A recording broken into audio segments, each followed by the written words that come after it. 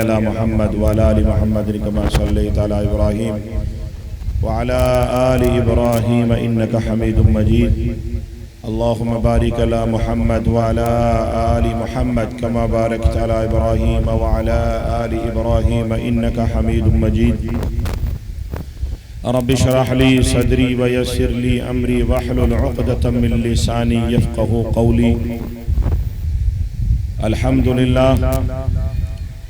الحمد لله نحمده ونستعينه ونستغفره ونؤمن به ونتوكل عليه ونعوذ بالله من شرور أنفسنا ومن سيئات أعمالنا من يهده الله فلا مضل له ومن يضلله فلا هادي له ونشهد أن لا إله إلا الله وحده لا شريك له ونشهد أن سيدنا وحبيبنا وكريمنا ومولانا محمدا عبده ورسوله أما بعد فأعوذ بالله من الشيطان الرجيم بسم الله الرحمن الرحيم قال الله تبارك وتعالى وبالوالدين إحسانا ولا تقل لهما أف ولا تنهرهما وقل لهما قولا كريما صدق الله العظيم وقال النبي صلى الله تعالى عليه وسلم الجنة تحت أقدام الوالدين أو كما جاء في الحديث صلى الله تعالى عليه وسلم حاضرین جلسہ اور میرے عزیز دینی بھائیوں، میں کئی سال کے بعد بجھیڑے میں آیا ہوں اور بہت عرصے تک میں لگاتار یہاں جلسے میں آتا رہا، تو یہاں کے لوگوں کو مجھ سے بڑی مناسبت ہے، بڑی محبت ہے اور میں بھی محبت کرتا ہوں۔ اب چونکہ میری مصروفیت اتراکھنڈ میں کچھ زیادہ ہے تو بہت زیادہ دور کے جلسے میں قبول کرتا نہیں جانا، چونکہ آنے جانے میں 4 سے 5 گھنٹے لگ جاتے ہیں۔ پھر بھی حضرت مولانا اور یہاں کے قاری صاحب اور ذمہ دار تشریف لائے تو اپنے پرانے تعلقات انہوں نے یاد دلوائے تو میں منع نہیں کر سکا، میں حاضر ہو گیا۔ اللہ تعالیٰ میرے آنے کو اور ہم سب کے بیٹھنے کو قبول فرمائے۔ آپ دیکھ رہے ہیں کہ پوری دنیا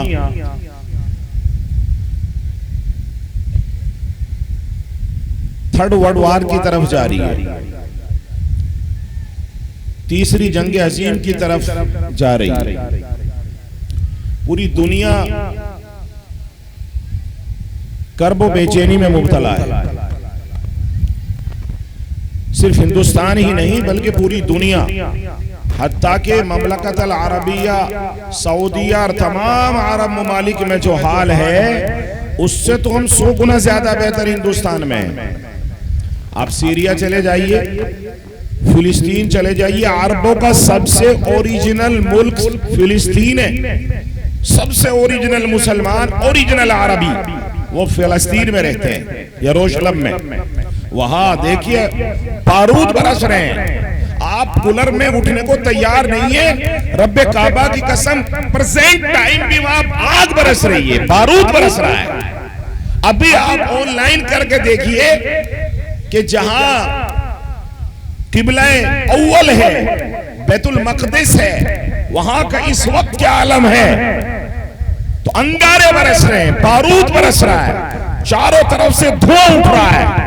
لیکن یاد رکھو وہاں اس دھوئیں میں لوگ نمازیں ادا کر رہے ہیں، اس دھوئیں میں لوگ، اس انگاروں کی تپش میں بچے مختم میں قرآن پڑھ رہے ہیں، وہاں ان کے ختم قرآن کی تقریبیں چل رہی ہیں، وہاں بھوک اور پیاس نے ڈیرے ڈال دیے ہیں، بچوں کے پاس کھانے کو کھانا نہیں ہے، ہزاروں چھوٹے چھوٹے معصوم بچے، ان کا کھانے کے درختوں کے پتے ختم ہو گئے، گھاس ختم ہو گئی، بارود ٹنوں ہزاروں ٹن بارود زمین پر پڑ گیا ہو، وہاں گھاس بھی موجود نہیں ہے، اور آپ کولر کی بات کرتے ہو۔ سوچئے ذرا، وہ اوریجنل عربی ہے، اوریجنل مسلمان ہے۔ پوری دنیا میں اگر کہیں اوریجنل مسلمان ہے وہ فلسطین میں ہے۔ اگر صحابہ کرام کی حالات، تاریخ اور کسی کو اپنی آنکھوں سے اللہ کے نبی کے تیار کردہ لوگ دیکھنے ہو تو فلسطین میں ہم کولروں کے سامنے سے اٹھنے کو تیار نہیں ہیں. ہم اس ہلکی سی معمولی سی تپش اور گرمی کو جھیلنے کو تیار نہیں ہیں. واہ ناکامی، واہ ہم کس طرف چلے گئے، کس طریقے سے مادیت نے ہمیں اپنا غلام بنا کے رکھ لیا. خواہش اور آرام طلبی نے ہم نے اپنا غلام بنا لیا، جھکڑ کے رکھ دیا. میرے بھائیوں، سوچنے کا مقام ہے. پوری دنیا حالات کا سامنا کر رہی ہے. ٹھیک ہے، آپ ہاپوڑ کے اتحاد سکون کے ماحول میں اپنے اپنے گھروں میں مزے سے زندگی گزار رہے ہیں، لیکن آپ دنیا کا جائزہ لیں، عربی ملکوں کا جائزہ لیں. سیریا ہے، چیچنیا ہے، بوسنیا ہے، جورڈن ہے، اور دنیا بھر کے ایران ہے، تمام ملک شام ہے. سب جگہ آپ دیکھیں کہ ایک ایک بندہ، ایک ایک انسان بے چینی میں مبتلا ہے. اس کو کب پتہ نہیں کہ اس کے ملک میں کب کیا حال ہو جائے. ہمیں تو پھر بھی چین ہے کہ یہاں اتنی جلدی اتنی آسانی سے حالات تخریب کاری کی طرف جانے والے نہیں ہیں.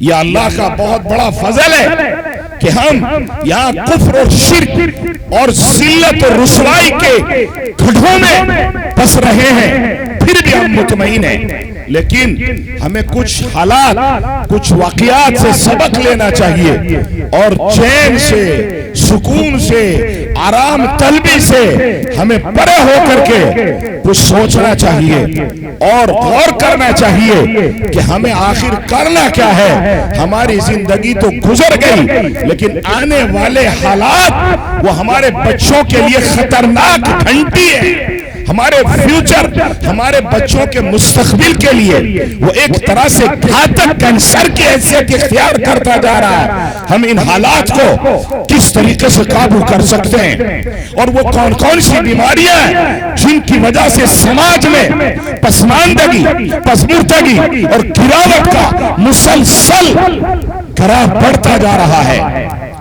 آپ گاؤں سے لے کے شہر تک اور قریے سے لے کے راجدھانیوں تک آپ مسلمان محلوں کا جائزہ لیں تو خدا کی قسم ہمارا سماج بیمار ہو چکا ہے.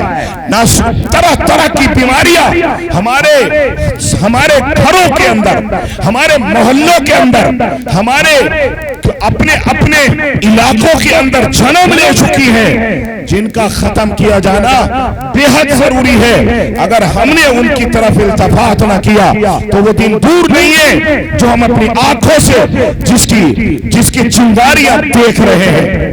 آج آپ کے برابر میں تھوڑی دور چلیے، برابر کا ضلع ہے، وہاں سے میرے پاس ایک بیچارے دروگا ہے، میرے بڑے عزیز دوست ہیں، علی گڑھ میں. کہنے لگے مفتی صاحب بڑی تعجب کی بات ہے، سب سے زیادہ میں اپنی آنکھوں سے دیکھ رہا ہوں جو برائی بڑھ رہی ہے وہ اللہ کی بغاوت ہے. ہمارے اچھے اچھے گھروں کی بیٹیاں وہ سور کھانے والوں کی بیویاں بن رہی ہیں، ان کے بچے پیدا کر رہی ہیں، مرتد ہو رہی ہیں، خوشی خوشی سے اسلام اور قرآن کو نعوذ باللہ لات مار رہی ہیں. اور ہر دن ایوری ڈے 40 سے 50 لڑکیاں خالص علی گڑھ میں مرتد ہو کے ہندو بن جاتی ہیں. کتنی بھائی دور نہیں ہے علی گڑھ. علی گڑھ پاکستان میں نہیں ہے، علی گڑھ کفرستان میں نہیں ہے. علی گڑھ کا نام آتے ہی ہمارے ذہنوں میں ہماری تہذیب، ہماری ثقافت، ہمارا تمدن، ہماری تاریخ، سر سید احمد اور بڑے بڑے اکابرین محمود الحسن وہ گشت کرنے لگتے ہیں.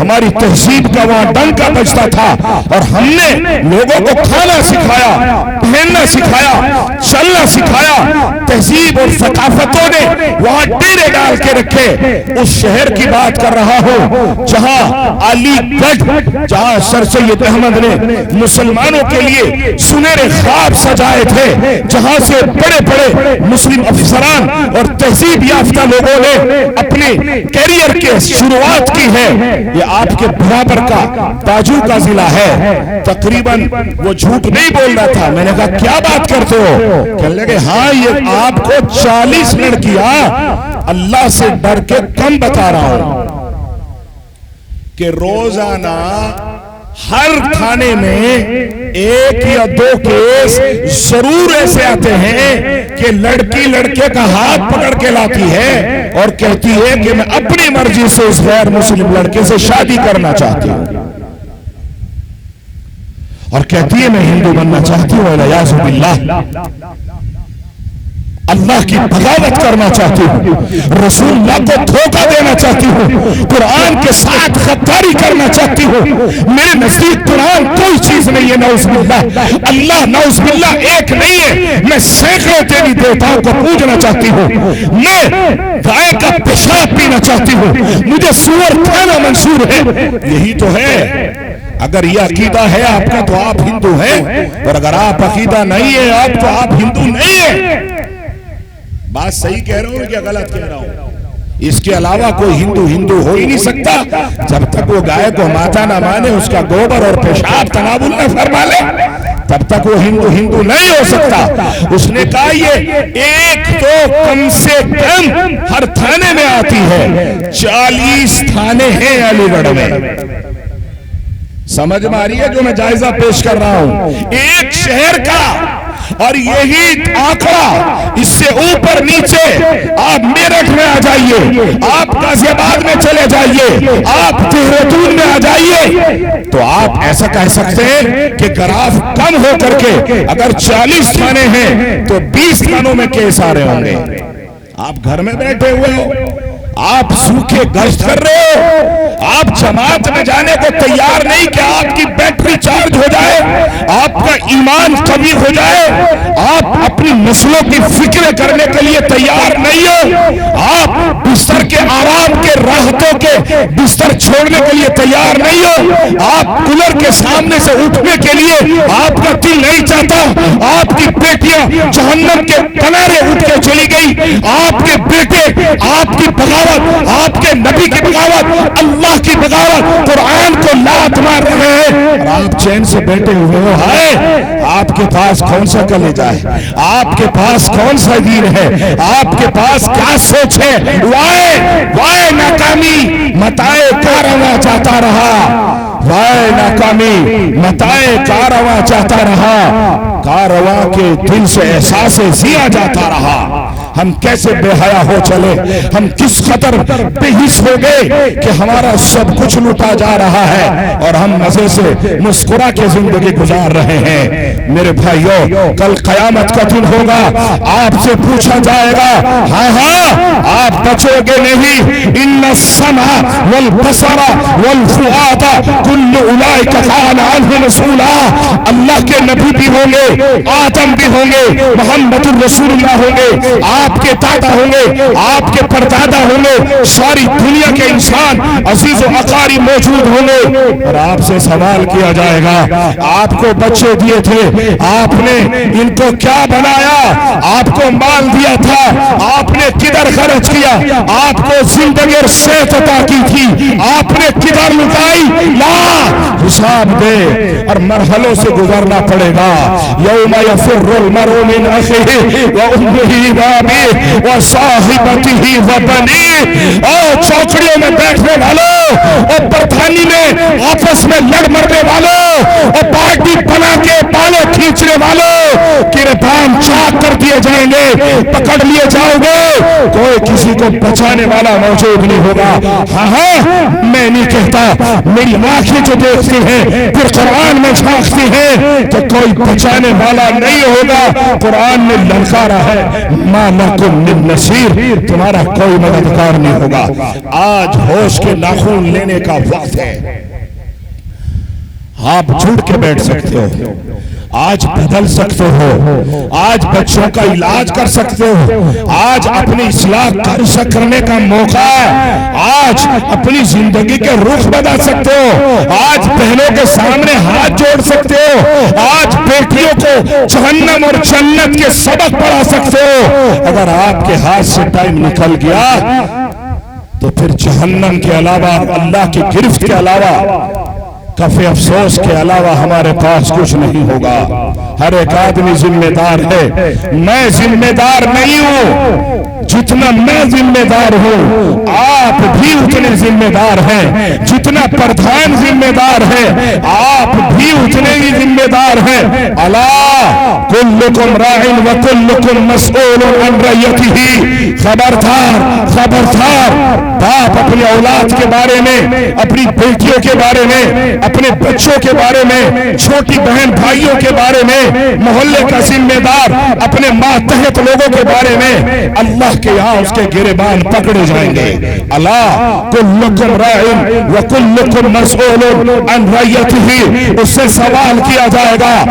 ہاں یہ ترا امتیاز ہے محمد الرسول اللہ اور آپ صلی اللہ علیہ وسلم کی امت کا۔ قرآن نے ہمیں یہی بتلایا ہے۔ نبی کریم صلی اللہ علیہ وسلم کے جد امجد کے اندر ہم نے یہ بات پڑھی ہے، قرآن میں آپ نے سنا ہوگا، نبیوں کے سلسلہ اور کڑی اور زنجیر ہے حضرت بنی اسرائیل کہ انبیاء کی، جس میں یوسف علیہ السلام ہے، یعقوب علیہ السلام ہے، اور انبیاء کا مستقل ایک سلسلہ زنجیر ہے۔ دادا نبی ہے، باپ نبی ہے، بیٹا نبی ہے، پوتا نبی ہے، پڑپوتا نبی ہے، سارا خاندان برکتوں سے مالا مال ہے۔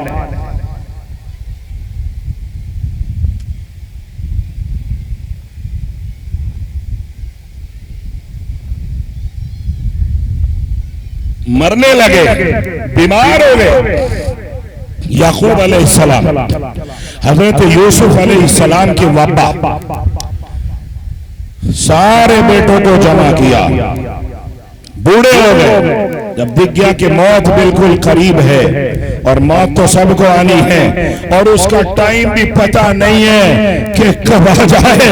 میرے بھائیوں، جیسے میں گاؤں میں گھسا تو میں نے قبرستان میں جب میں غفیر دیکھا، بھیڑ دیکھی، میں نے پردھان جی کو ٹیلی فون کیا، کہاں ہیں آپ؟ کہ جی میں تو جلسے میں نہیں ہوں۔ میں نے کہا قبرستان میں، کہ ایک نوجوان اچانک چل بسا، کڑی نوجوان، کینسر کی بیماری سے۔ ہم نے کہا بیمار تھا کہ پتہ ہی نہیں چلا؟ پہلے سے پتہ چلتا تو 7-8 مہینے پہلے صحرا سجا تھا۔ 7-8 مہینے میں آدمی کیا دیکھتا ہے، سال بھر بھی پورا نہیں ہوا۔ سوچو ذرا، آپ کی بیٹیوں، آپ کی بہنوں، آپ کی پھوپھیوں، اور اس کا سہاگ ایسے لٹ جائے، آپ اندازہ لگا اس کے کلیجے پر کس طرح نشتر چل رہے ہوں گے، وہ کیسے صبر لے کے آئے گی اللہ کی طرف سے۔ اگر صبر نہ ہو اور انسان کے اندر رب العزت نہ ڈالے تو انسان کا کلیجہ پھٹ کے مر جائے۔ جس کا ابھی 7-8 مہینے پہلے، جس کی ابھی شادی کی رسمیں پوری صحیح نہ ہو سکی ہو، اس کی دلہن کی مہندی بھی ابھی تک وہ ختم نہ خراب نہ ہوئی ہو، اس کی نئی چیزوں میں اب تک کسی بھی طرح کا کوئی پسینہ نہ آیا ہو، اور وہ سہاگ گزر جائے۔ ہاں اذا جاء اجلها لا يستاخرون ساعة ولا يستقدمون، جس کا ٹائم آ گیا وہ 1 سیکنڈ ادھر نہ ادھر، اب وہ چاہے 7 مہینے نہیں 7 دن پہلے بھی شادی ہوئی ہوتی اور بلاوا آ گیا ہوتا تو جانا پڑتا۔ یہی سبق ہے، یہی بتلا رہی ہے یہ موت اور یہ زلزلے اور یہ سارے کے سارے حادثے ہمیں اس حقیقت کو سمجھا رہے ہیں۔ اور زمین پر اترانے والوں اور بینک بیلنس اکٹھا کرنے والوں اور بڑے بڑے مکانات اور چھتیں چھاپنے والوں اور پارٹی بازیاں بنانے والوں، یہ حادثے تمہیں سمجھا رہے ہیں، پیغام دے رہے ہیں کہ تیری ڈور کب ٹوٹ جائے۔